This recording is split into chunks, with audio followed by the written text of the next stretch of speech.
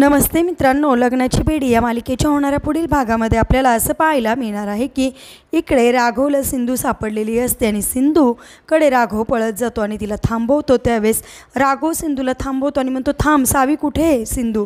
त्यावेळेस सिंधूचा पूर्णपणे पेहराव हा बदललेला असतो। तिने तिचा मेकअप जो आहे तो सुद्धा पूर्णपणे वेगळा केलेला असतो आणि सिंधूच्या एकंदरीत सगळ्या वागण्यावरून तिला असं काही वाटत नाही की राघव आपला आहे म्हणून। आणि राघव तिला वारंवार एकच प्रश्न विचारतो की सावी कुठे आहे। त्यावेळेस ती म्हणते, कोण सावी। त्यावेळेस राघव ऐकत नाही आणि तिला म्हणतो, सिंधू तू नाटक करू नको, सावी कुठे आहे मला सांग।